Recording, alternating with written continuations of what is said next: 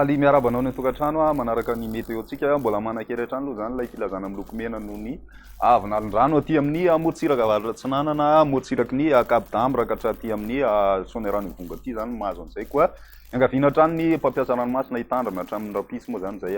filazana zay no manan-kery ny eto Madagasikara kosa indray raha ny toetrandrotsika dia somary mikorotana kely mihitsy ny atmosfera amin'ny ankapobeny zany raha ny ety amin'ny tapany avaratry ny nosy aty ny antony moa zany fisian'ity andedraona zay hitantsika ety eo ihany koa ny tsy fahatambanana ny atmosfera any amin'ny avo manodididina ny 5 kilometatra any ambony any zany ny tapany atsimo kosa indray saika maina amin'ny ankapobeny zany ny andro toy izao ary ny toetrandrotsika ho an'ny rapitsy vao maraina dia mandraona ny tany Madagasikara sy ny ilany Atsinanana avaratra Atsinanana iny zany tena mahazo zay moa zany zay arahina orana matevina indraindray ho an'ny morontsiraka Sava analanjorofo Atsinanana ary koa ny aty amin'ny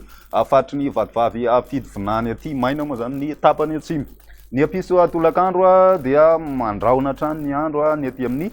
tapany avaratry ny nosy iray manontolo saika mahazo an'izay arahina orana ihany koa zay indraindray ho an'ny ilany avaratra Atsinanana sy ny morontsiraka Atsinanana rehetrarehetra iny ary ny aty amin'ny tany Madagasikara kosa indray zany hoe Melaky, Bongolava, Itasy ary Analamanga mahazo ihany koa ny any Avakinankaratra any dia mety hisy ny orana tandrivondraona indrindra ho an'ny takariva zany ny tapany atsimo moa zany maina hatrany ny andro ny maripanantsika ho an'ny rapiso dia any Antsirabe hatrany no ahitana ny mangatsiaka indrindra satria dia tafidina hatrany amin'ny